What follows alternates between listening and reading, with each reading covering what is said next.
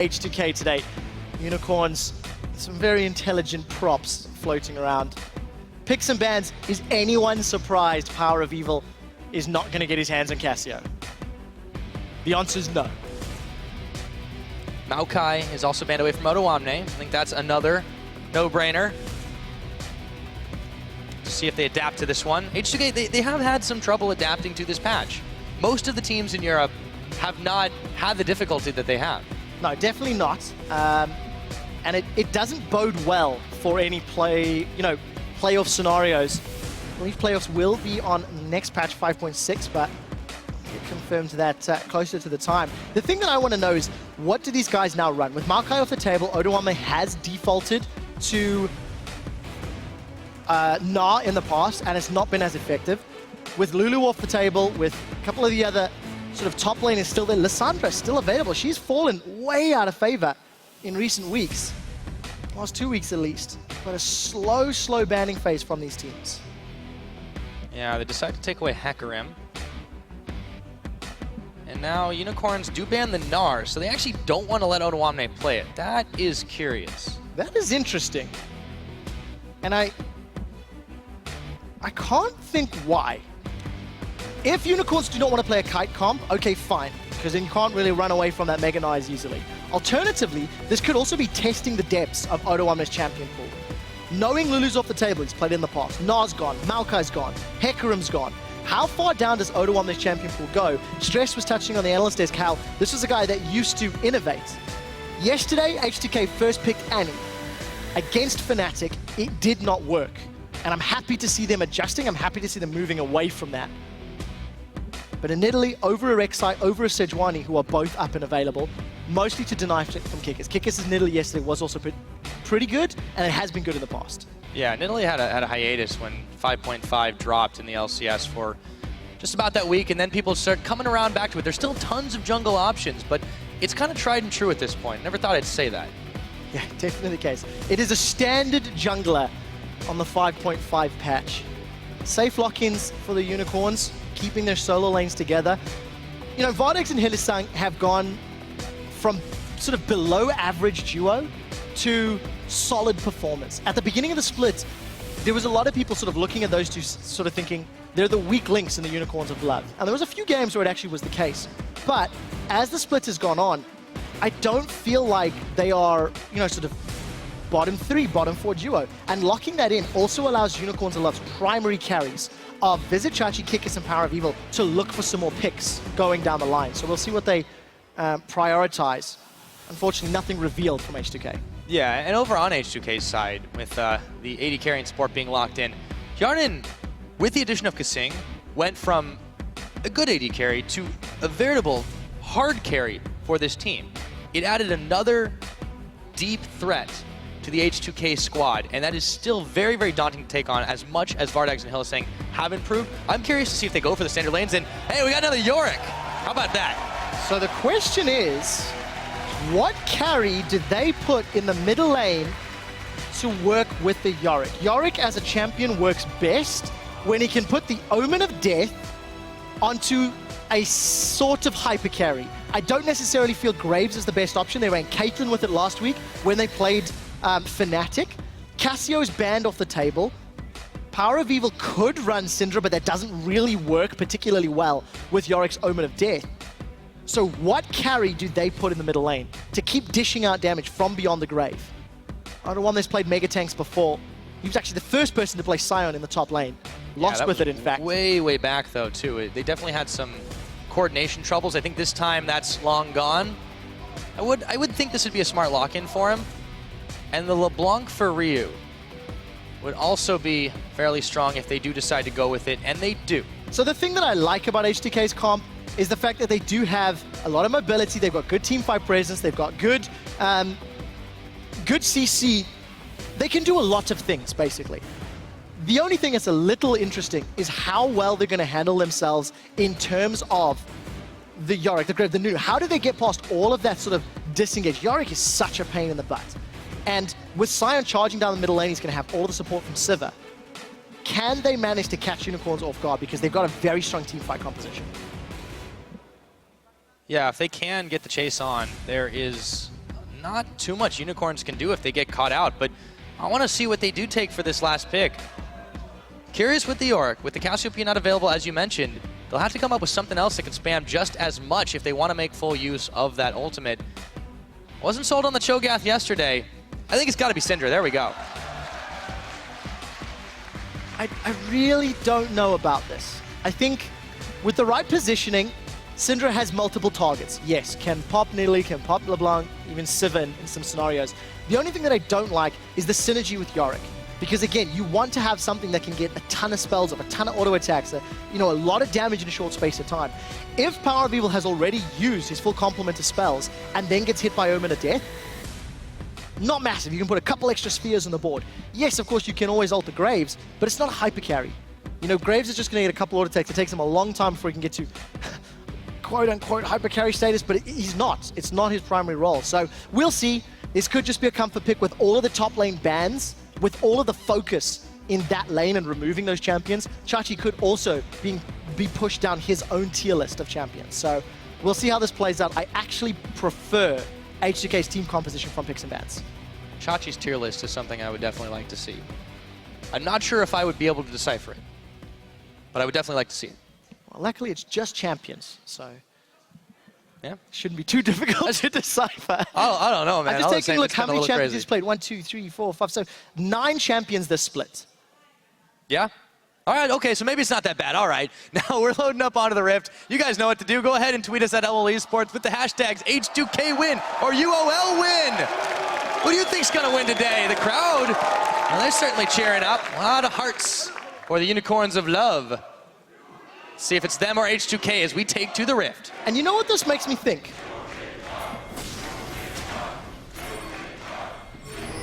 Wow.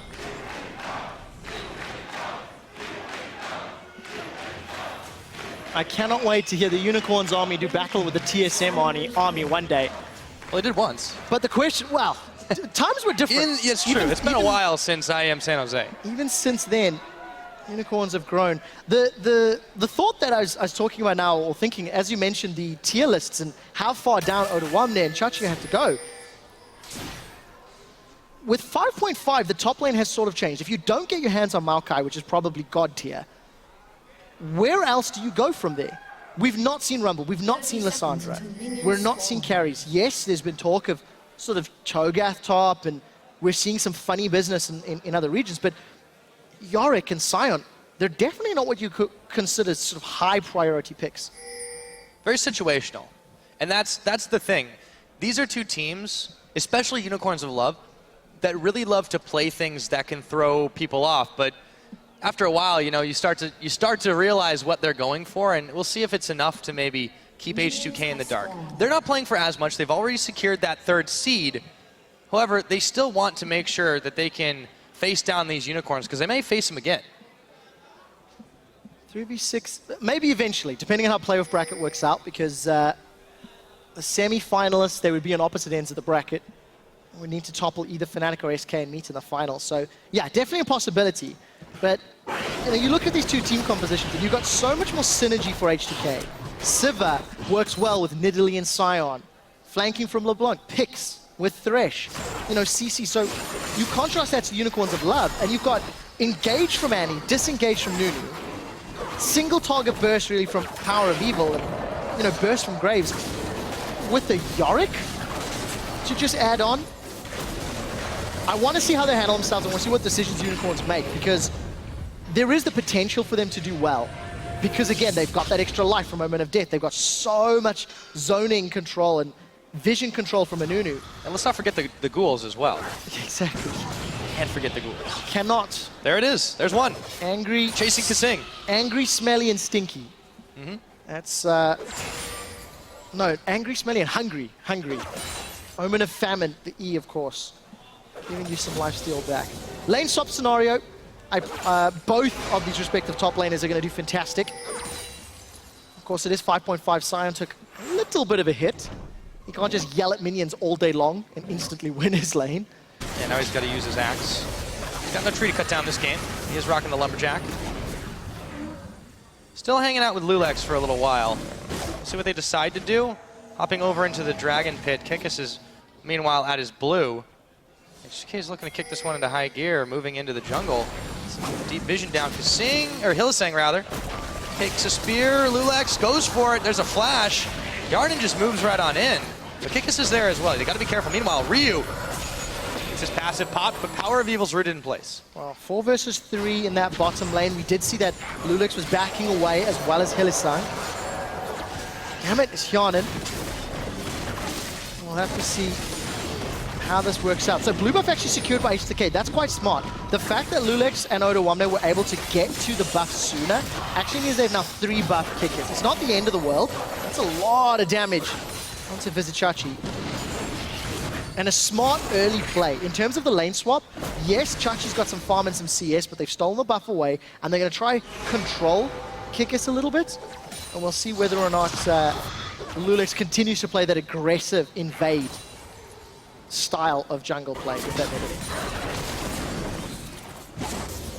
We have seen Nidalee's focus on the counter jungling and not necessarily help the team quite as much, but hopefully for H2k that's not the case. Odoamne is going to duel it out with Vardags. He gets the shout on at him. Vardags very, very low as he checked into that brush. Odoamne could pick up first blood here. Is he going to spend his flash? He's going to force Vardags to pop the heal.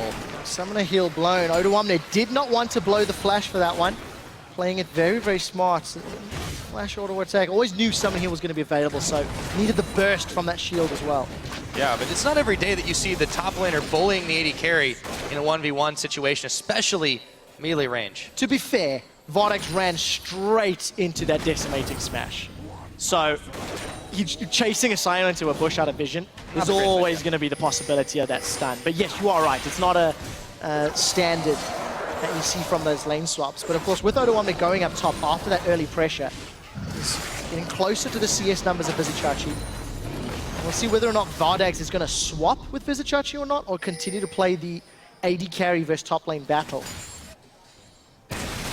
Lulex, meanwhile, looking for the middle. Power of Evil could be in his sights, who flashes immediately. Dodges out the spear. Sing waiting, but he's in a warded brush. Vizicsacsi's low on mana as well, so all of the sustain and safe farming from those ghouls is going to be mitigated. Niggas pushing towards him. H2k got the numbers. Whoops. Not sure where that hook was going. No, nor do I. It was a predictive hook, just predicted incorrectly. Yeah. Still enough to scare him. And Lulex is on this dragon all by his lonesome. He has enough sustain to take this one out. He's not getting any help just yet. And this is all systemic from the lane swap because of the fact that the numbers advantage with the H2k and it was against the Nunu is actually very, very smart. Lulex, not sure if he can do this. Yeah, he needs some help from Kasing. There's the lantern. He's got the shield. He's got the smite. Little close, but we'll let it slide. 6-minute dragon, level 4. Like to live dangerously on H2k. Exactly. At the end of the day, H2k have secured that 3rd place seed, so not much to lose in that situation. There's nothing to lose, there's nothing to gain. We know they'll be playing Copenhagen Wolves in the playoff quarterfinal. So that's going to be a big weight off of H2K's shoulders. And for this game, it's just about confidence. It's about following the basics, making sure you end with a bang, really.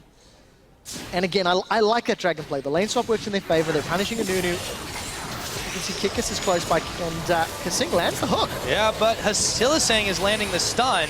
Spell shield on Yarden a little bit late. He gets ignited as well. A lot of fire coming out of that Annie. Kikis is now moving around. Yarden's a little bit low in this one. It could be dangerous is coming to go to the lane. Kasing's stunned again. He's going to flay Vizicsacsi back, but that was the bait. Snowball is on the smite as well. Most exciting gank ever. Ice Blast, Flash, over. Ha ha ha ha ha ha. Odoamne. Oh, charging up Vardags. Oh! He dodges, but Lulex is also there. And the decimating smash. That's first blood after Lulex pounces on him. Well, nicely secured by H2k. Easy, secure kill in the top lane there. Odoamne and Lulex making it count.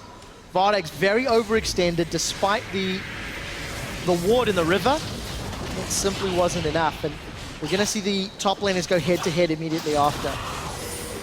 Already, Magus Enchantment completed for Lulex, so that's quite an important pickup.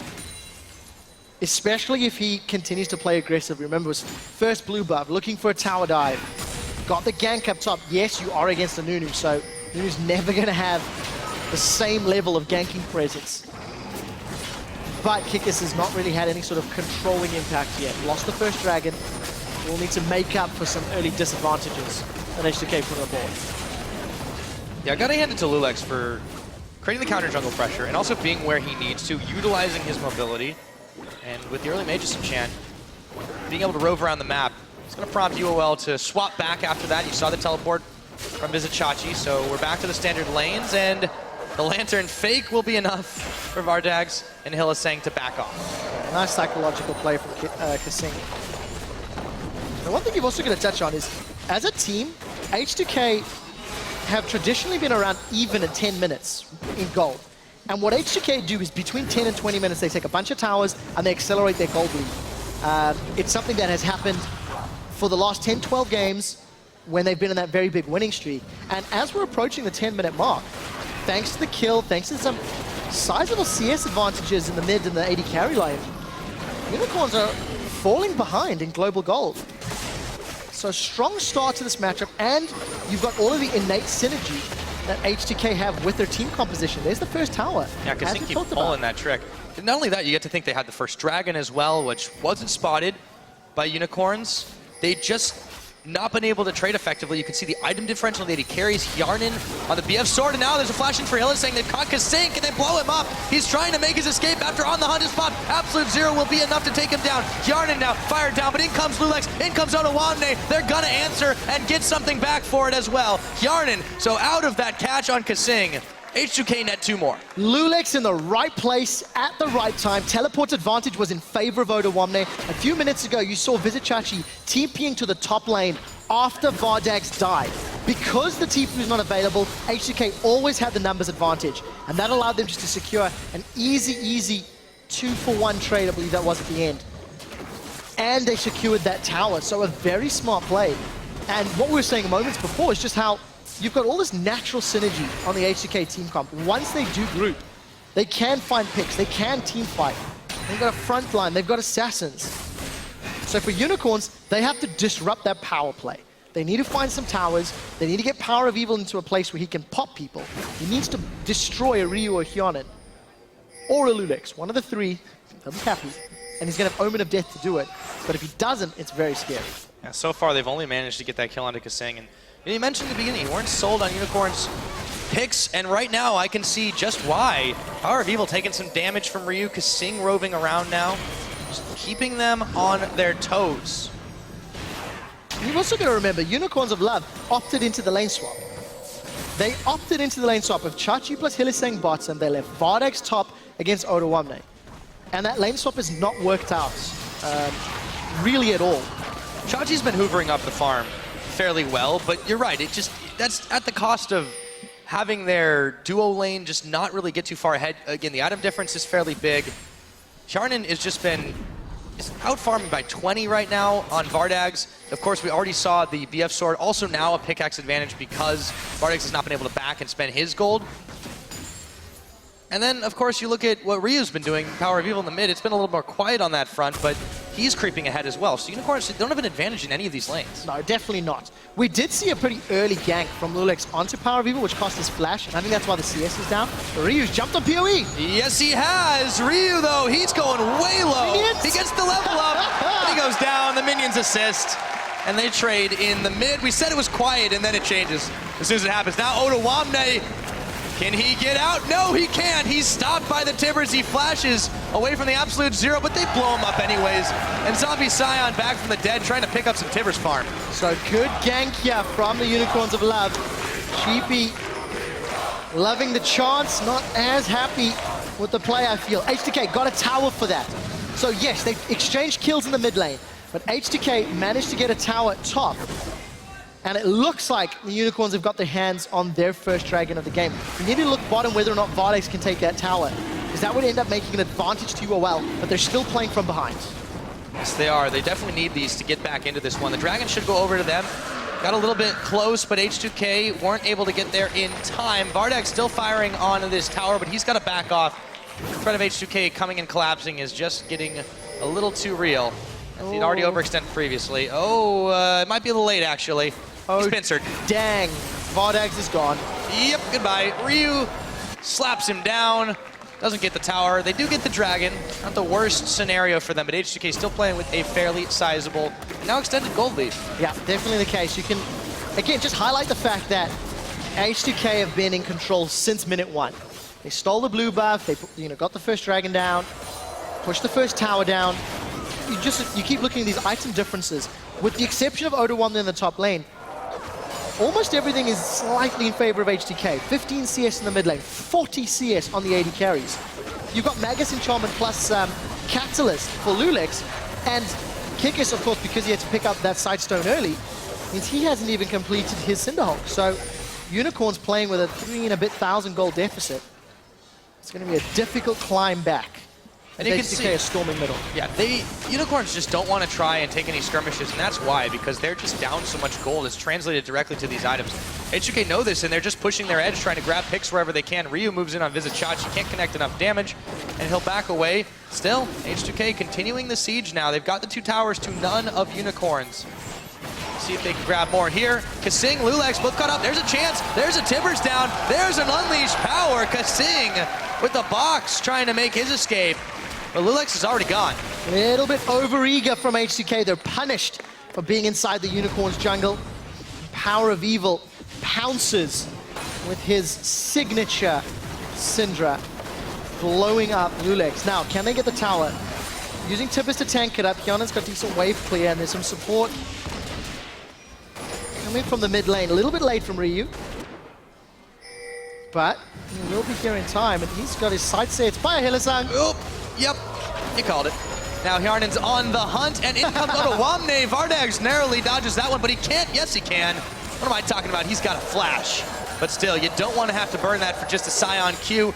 H2k, once again, punishing the position of the Unicorns. So they end up trading kills. Remember, Lulex died previously. Unicorns got a lot of damage on that middle tower before H2k responded. Teleports are available for both top laners. And H2k are continuing to set the siege up. They've got their 2 other outer towers, and they've not lost a single tower yet. So that gold lead, obviously in favor of H2k, thanks to those objectives. Yeah, still about 3,000 for themselves. A little bit of change on top of that one. You can see the vision now. For the Unicorns, it wasn't enough. As Power of Evil gets jumped on, can he return enough damage on a Lulex? No! As Oda1 takes him down. It even as it happens, you see that fan vote. The Unicorns fans, they're definitely the loudest. Oh, that is for sure, but volume does not help you win games, I'm afraid. H2k. Oh, Shachi, he's caught! And he is going down. Hjarnen will manage to pick him up. This siege now, H2k, 4 members strong, looking to push this one in. They've now grabbed all the outer turrets as it goes down after a long, long time for H2k, keeping on that one. Persevere. Ryu now pushing a wave in the bottom. There's no response from Unicorns. Yeah, but look at the response from H2k. They're clearing through the jungle. They know they've got the numbers advantage, and they can start sieging up this next tower. 16 minutes on the clock. H2k are knocking on the 4th tower of the game. Oh, Hylissang! Yes, he is just barely going to eke that one out. Ryu got out in time before anything serious happened to him as well. Close call for Hylissang. Oh man, meanwhile back in mid, Hjarnen's making this tower hurt too, but he's got to be careful. There's a few Unicorns collapsing on him. We'll see what they can do. Such a difficult position for the Unicorns to be in. They are just falling so far behind. And yes, they do actually have some pretty strong disengage from the Nunu. The problem is it's not complemented with the Janna or a Lulu or a Nami even from the support role. So Hylissang needs to stun Ryu or Hjarnen directly up front in order to win a team fight. Item differences again, 60 CS difference between Hjarnen and Vardags. We touched on this 2v2 and how massive. You see, Aya is already done. Yeah, and we just the 3 pieces. Oh, Hylissang. Oh, that was a good stun. But we touched on this in picks and bans, how Vardags and Hylissang got bullied yesterday. And even though they weren't in a straight up 2v2, they're being pushed around today. Not a good start for this duo lane. Not only, going back to the items, not only is it just been Vardags and Hylissang having a rough time of it in general, but against this duo, you can see the average blade picked up. As long as that's sat on for Hjarnen, he's just going to get a little bit more ahead in the gold as long as they don't even need the extra stats to really change it out. They're going to be just fine in this, and 202 is not a terrible score for a Sivir, but Ryu's in some trouble as PoE is able to pick him up.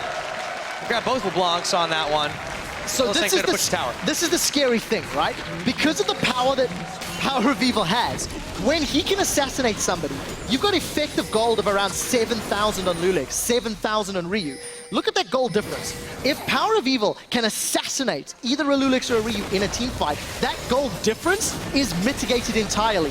We did see collateral damage to Wave clear, but Kasing and the rest, they got the tower down. He did. Kikis and Vardags licking their wounds back away. Meanwhile, Power of Evil still on the bottom side, but he's got to be careful. You can see H2k moving down. 5 seconds on this dragon. No one wants to get caught for this. He's going to throw the hook. He catches Kikis on the hunt for Yarden. Oh, they pull him in. The box is down. Vardags Kikis very low as Lulex gets the pickup. In comes the Scion, and Otawamne slaps into Vardags for the kill. Chachi flashing away, isolated from the team.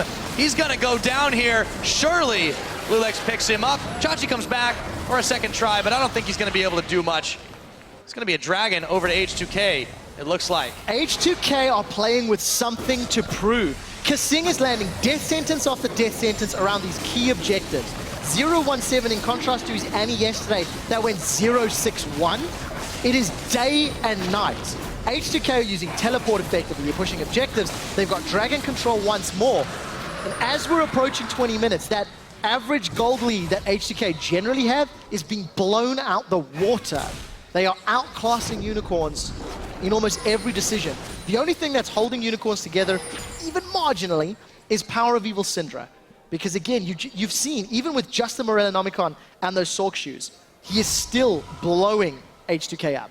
But importantly, it just seems that the rest of Unicorns, in particular the comp that they built, we're going back to this now, they're just not able to do whatever it is they wanted to do with it. We haven't really seen the York become effective. We haven't really seen the Kikis become effective. We've definitely seen the Ryu become effective. Is it enough to take down Vardags?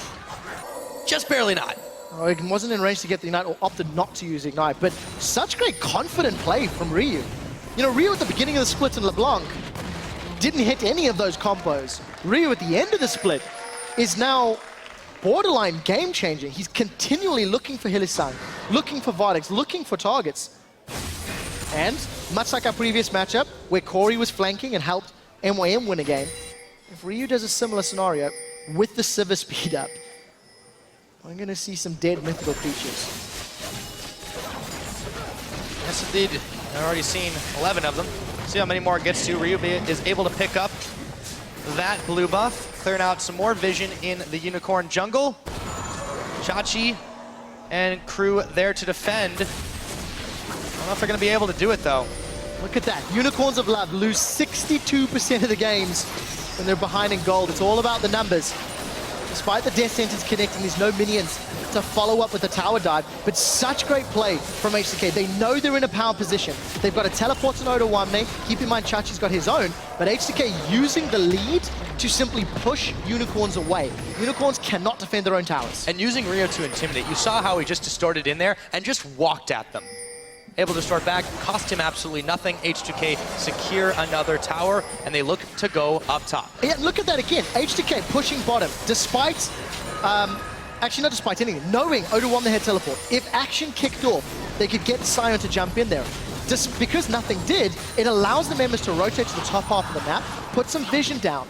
H2k have opted not to go for the tower because Ryu was shoving in the bottom lane, but the option was there. There is always a threat in multiple lanes when H2k is performing well, and this is very, very smart play that we did not see yesterday, or even last week when they lost to Elements.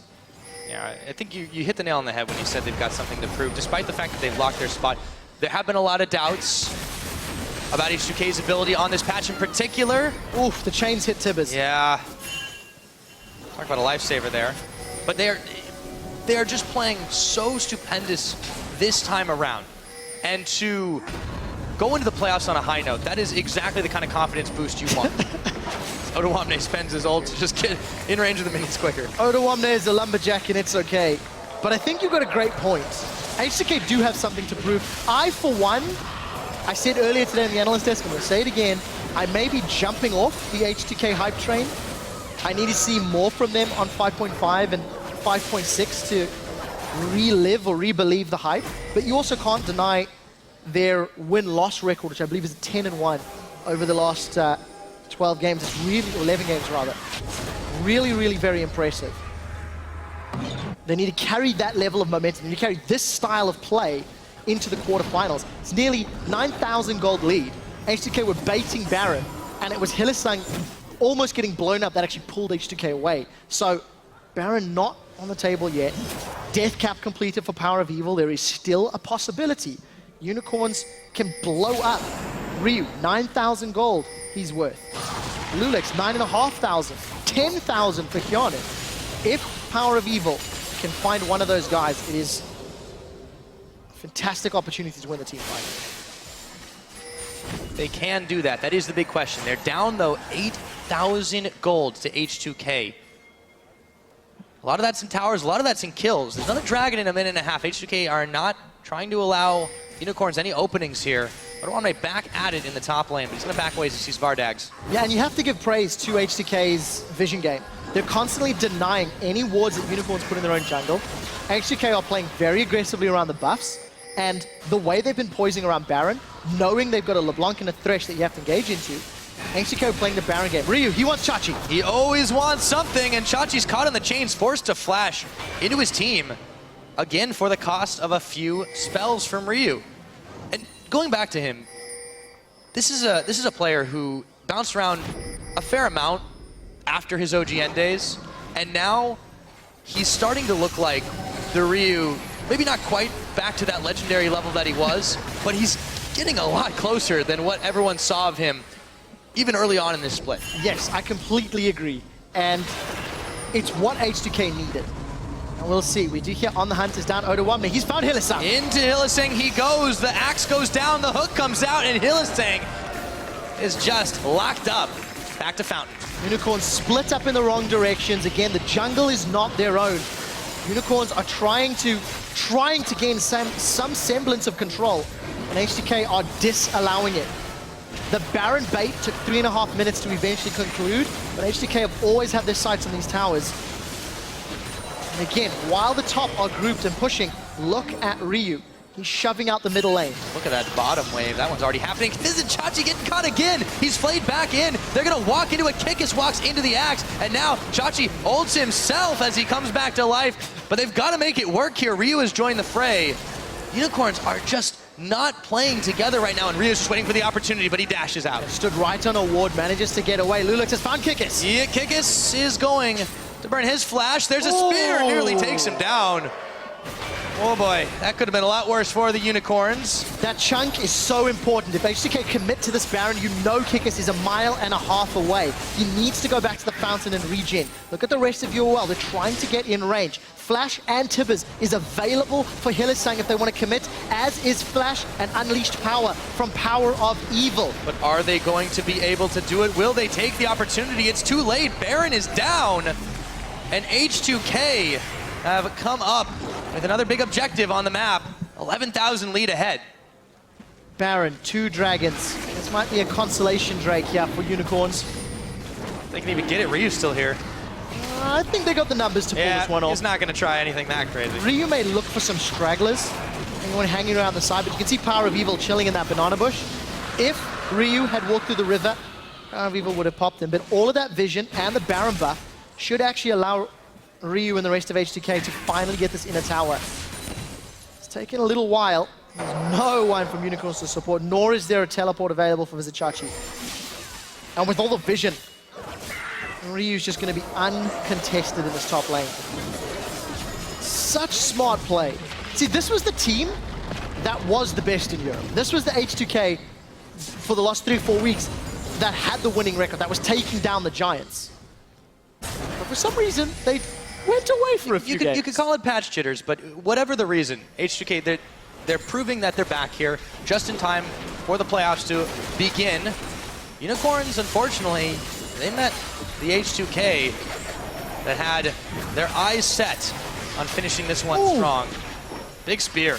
Massive spear, but look at this. 1-3-1 push. 10,000 gold lead, 12, wow, even more, with Baron buff.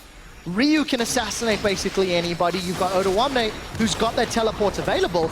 Unicorns of Love cannot fight a 5v5. They sure as hell can't fight a 3v3 or a 1v1 because they're just outclassed and out-itemized. Yeah, look at how low that tower was taken. Meanwhile, but look, middle. they managed to grab the one in the mid, so they got something out of it. Even so, Odawame's still on the bottom. Hylissang, he's caught Lulex up. Can they get him out of there? He's going to be able to hop his way out. Didn't even need the lantern. Now there's a Tibbers down. Yeah, flash Tibbers. The No engage flash, from Unicorns is not there. It's all going to be on Power of Evil to land a stun. H2k, really rudimentary siege. Using Baron buff the way it was intended. Very, very smart, methodical play from them. They grab themselves an inhibitor. Unicorns of Love base. It's in shambles as Odawamme moves his way to the bottom inhibitor. Unicorns, they're not able to defend this one up in the top either. H2k, they're running, they're taking everything. They've been forced back for the moment, but they'll be back and in greater number. Yeah, definitely the case. Look at Lulex, he's pulling aggro in the middle. Odawamme sieging the inhibitor on the bottom. Unicorns have got so many threads they're trying to hold on to. It is just coming apart at the seams. Inhibitor number 2, is it going to drop? Finally, it drops. Odawamme takes the axe to it. Inhibitor number 3 is going down. Kissing flash for that. And in comes Odawamme. Visit Chachi's going to be picked off here. This could be the final fight of the game as he comes back to life for a brief time. But none of the other Unicorns are following him in there, and he'll go down. Back to the grave. Vardax has already been there for a little bit. H2k showing no signs of letting up. The Super Minions are going to start streaming into the base soon, but they're not going to wait for it. Hylissang trying to get the stun off. He eats a whole lot of damage off the back of it. Nexus turret starting to be fired down. Odawamme gets the stun onto Kikis. The Minions are in. This looks like this is going to be H2k polishing this one off unless Unicorns of Love can do a miraculous save. Kikis with the absolute 0. It won't be enough. It gets interrupted at the end. The Nexus is now bare. Kikis is caught up. The box is down. H2k just never ran out of steam, and they're firing it down unless the Unicorns can push them back. I don't think they can, but they're going to do the best. Super Minions pouring through all 3 lanes. Baron buff is worn off, and Unicorns, they're trying to do a defense, but it might not be enough. Oh, Hylissang's caught. Kasing picks it up. Visit Chachi moving back out of the way, but Hjarnan still wants to pick him up, manages to grab it as Unicorns try for a last desperate move. They are just getting melted. Unleash the power on Odawamme, but he'll be back for a moment. Power of Evil back to Fountain, but there's no one here to defend the game. 30.5 minutes in, H2k, they've cemented their spot, but they're gonna take down the Unicorns too. H2k did what the 2 Unicorns, what Fnatic were unable to do, kill the Nexus. And very, very importantly, removes the possibility of a tiebreaker for the Unicorns of Love. We have that now cemented. H2k end on a high note with this regular season of the Spring Split. Much relief, even if they weren't playing for any seeding. Very happy with how that turned out. Sheepy's face said it all. Really, really did. All smiles for H2k, and Unicorns don't seem in the worst of spirits. They finished 5th in the Spring Split. Gambit will have the higher seed in their quarterfinal.